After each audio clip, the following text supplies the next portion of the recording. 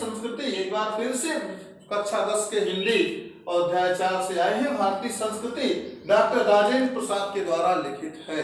हमने आपको बता दिया कि डॉक्टर राजेंद्र प्रसाद ने एक लेसन लिखा जिसका नाम भारतीय संस्कृति है। भारतीय संस्कृति ऐसी संस्कृति जो विस्तृत संस्कृति के रूप में जानी जाती है, जिसमें अनेक प्रकार का मिश्रण संस्कृतियों का, विविध भाषाओं का संगम है। इनका जन्म 3 दिसंबर सन 1884 ईस्वी में बिहार प्रांत के जीरादेई नामक स्थान पे छपरा जनपद में हुआ था। इनके पिता का नाम श्री महादेव सहाय था और माता का नाम श्रीमती कमलेश्वरी देवी था। इनकी कृतियों में है शिक्षा और संस्कृति, आत्मकथा, बापू के कदमों में, गांधी जी की देन, मेरी यूरोप यात्रा, इस तरह से इनकी बहुत सारी रचनाएं मिलती हैं। और इनका एक विशेष पहचान इनकी भाषा है जो कि सरल, सुबोध, खड़ी बोली है। यहाँ तक कि कहीं पर ये आम बोलचाल के शब्दों का भी प्रयोग करते हैं और इनकी ये सबसे प्रमुख पहचान रही इनकी भाषा। और उसके साथ साथ ही इनका सबसे विशेष काम क्या था, विशेष पद इनको मिला था, स्वतंत्र भारत के राष्ट्रपति भी रहे और इन्होंने भारत रत्न से अलंकृत किया गया। जब ये भारत रत्न से अलंकृत हो सकते हैं तो हम अनुमान लगा सकते हैं कि भारतीय संस्कृति का क्या मूल्य है, अर्थात भारतीय संस्कृति है क्या। भारतीय संस्कृति, अगर कोई विदेशी व्यक्ति, एकदम अपरिचित व्यक्ति या हमारे आपके बीच में रहने वाला ही कोई ऐसा व्यक्ति हो जिसको समाज का, संसार का तनिक भी ज्ञान न हो, उसे पूरे भारत का भ्रमण कराया जाए तो निश्चित रूप से वो कह उठेगा कि भारत एक देश नहीं बल्कि विविध देशों का एक संगम है।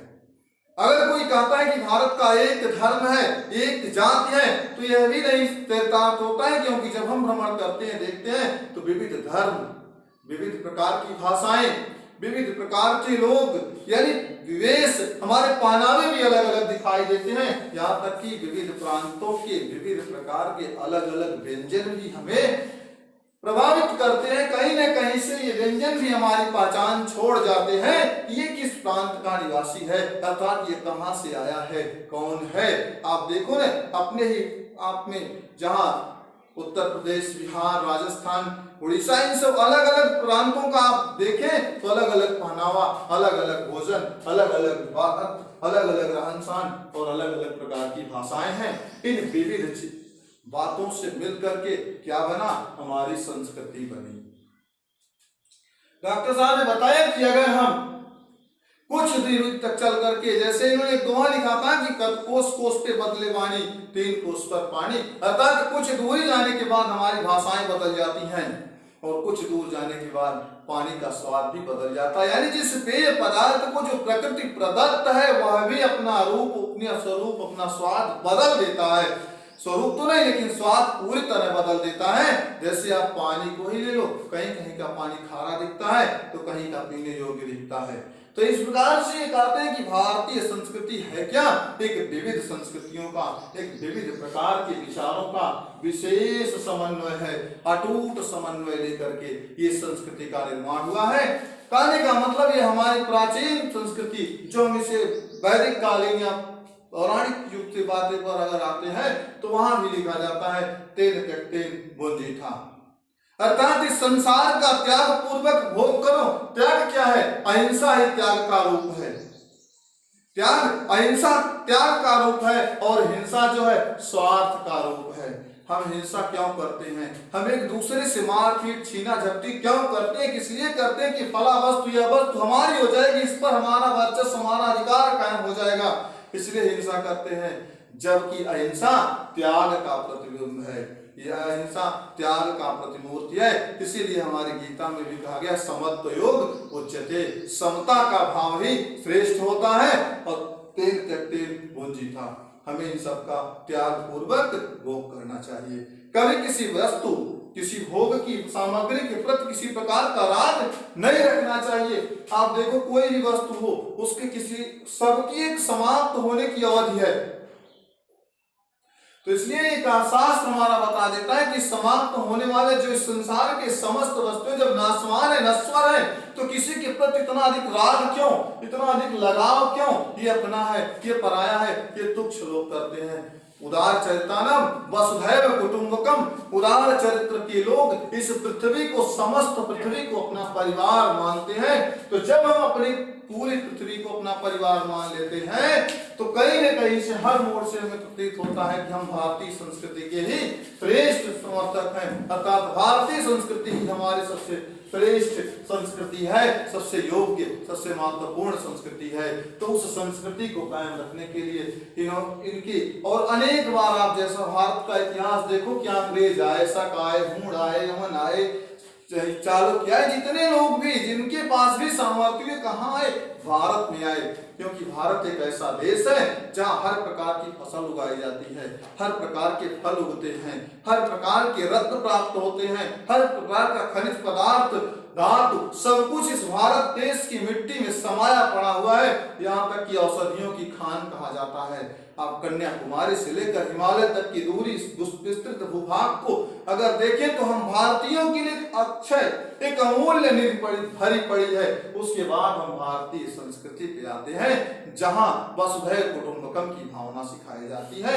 और इस वसुधैव कुटुंबकम को देखते हुए, भारतीय संस्कृति के इस गतिविधि को देखते हुए और भारत के संघर्षपूर्ण इतिहास को देखते हुए हमारे इकबाल कवि ने कहा था, बाकी मगर है अब तक नामो निशा हमारा, कुछ बात है कि हस्ती मिटती नहीं हमारी, सदियों रहा है दुश्मन दौरे जमा हमारा। अर्थात जहां शताब्दियों तक जिस देश को 200 वर्षों से अधिक अंग्रेजों ने लूटा और अन्य विदेशी यात्रियों ने आकर के जिस देश को लूटा, वहां आज भी वह सभ्यता, वसुधैव कुटुंबकम का भाव और सबके साथ मित्रवत भाव और सभी प्रकार की फसलों का समन्वय और ये हरियाली, ये सुंदर सी छटाएं बनी पड़ी हैं। तो कहीं न कहीं से यह भारतीय संस्कृति का ही छाप है, यह भारतीय संस्कृति की ही देन है।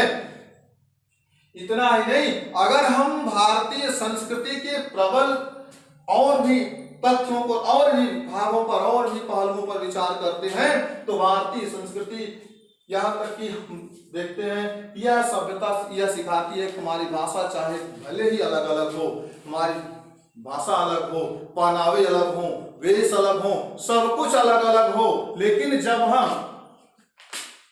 हम अपने आप को फिर से भारतीय संस्कृति के रूप में, भारतीय संस्कृति की याद करते हैं तो हमें फिर से अपनी संस्कृति, अपनी सभ्यता, अपना कल्चर याद आता है। तो हम देखते क्या है, हम भारतीय संस्कृति वसुधैव कुटुंबकम के समर्थक रहे और उसी वसुधैव कुटुंबकम के इस भाव को देखते हुए यहाँ पर तमाम मुगल काल के लोगों ने भी इमारतें बनवाई। जैसे आप ताजमहल, लाल किला देखें, शाहजहां ने भी अपने एक भवन में खुदवा दिया था कि घर फिरदौस बरवे हमी यस्तो जमी यस्त हमी यस्तो हमी यस्त हमी यस्त। अर्थात अगर पृथ्वी पर कई स्वर्ग है, कई स्वर्ग से भी सुंदर सुख दिखाई देता है तो यहीं पर है, यहीं पर है और यहीं पर है। यानी अगर पूरी पृथ्वी पर, पूरे संसार में कहीं भी रहने योग्य वातावरण दिखाई देता है, रहने वाले लोग मिलते हैं और जीवन यापन करने की सुंदर संस्कृति मिलती है, तो वह है भारतीय संस्कृति है। और यहीं पर सब प्रकार के सुख हैं, सब प्रकार के स्वर्ग हैं। इसके अलावा इस संसार में कहीं भी जीवन जीने के लिए दूसरे स्वर्ग या सुख नहीं दिखाई देते हैं। यहीं से फिर कहते हैं कि अगर पृथ्वी के इस स्वर्ग को देखा जाए, फिर इसके साथ साथ अगर हम आधुनिकता से जुड़ते हैं तो वहां के आज विज्ञान ने मानव के हाथ में बहुत सारी शक्तियां दे रखी हैं। इतने अधिक शक्ति, इतने असीम, इतने अपरिमित शक्ति दे रखी है कि अगर वह शक्ति किस प्रकार की है, विध्वंसक शक्ति है। अगर हमारे पास किसी प्रकार का अस्त्र शस्त्र बने हैं तो किस लिए, केवल विनाश करने के लिए है। कोई इस प्रकार का कल या मसाला, कल या ऐसी सामान, ऐसा उपकरण नहीं बना जिसे विस्फोट करने से, जिसे चला देने से ढेर सारे खाद्य पदार्थ उत्पन्न हो जाएं। ऐसा कुछ नहीं। तो कहते हैं इसलिए हमें इस प्रकार के साधनों को भी अपने हाथ में रखना पड़ता है। वो साधन कैसे होते हैं, त्याग की भावना से उद्भूत होते हैं, त्याग की भावना से भरे होते हैं। कि अगर कोई, हमारी संस्कृति सिखाती है कि अगर कोई आपको बार बार प्रेरित करता है, बार बार आपके अंदर दुख पहुंचाता है उसे त्याग के द्वारा, क्षमा के द्वारा, अपने आत्मशक्ति की सहन शक्ति के द्वारा क्षमा करते रहो। निश्चित ही कहीं न कहीं से उसके मन में एक बार जरूर आएगा ये कहीं किसी भी प्रकार से इसका नुकसान हम नहीं कर सकते, जितनी बार नुकसान करते हो उतना ही हंस के सह लेता है। ये भारतीय संस्कृति की ही पहचान है। और आपने देखा पीछे की बताए आपको कि ये जितने भी लोग, जितने भी प्रकार से भारतीय संस्कृति की जितना भी वर्णन किया जाए, जितनी भी व्याख्याएं दी जाए, सब इस संस्कृति के समक्ष अर्थात भारतीय संस्कृति के उद्भव और विकास को देखकर, भारतीय संस्कृति के अपने विगत इतिहास को लेकर के कहीं न कहीं से सब कुछ कम पड़ जाते हैं, फीके पड़ जाते हैं। अनेक कवियों ने, अनेक लेखकों ने, अनेक भाषाओं में अनेक प्रकार से अपनी संस्कृति को समाहित करके, इसे निचोड़ करके, बना करके, इकट्ठा करके रखा, लेकिन कहीं से कुछ अतिरिक्त नहीं पाया तो क्या, बस वसुधैव कुटुंबकम, वसुधैव कुटुंबकम का ही भाव पाया। चाहे वो विज्ञान की आधुनिक अस्त्र शस्त्र हो, इसके बाद भी मानव के पास क्या सबसे मजबूत, कि सबसे उच्च कोटि का आधार पृष्ठभूमि का रहा कि हम वसुधैव कुटुंबकम का ही भाव रखेंगे।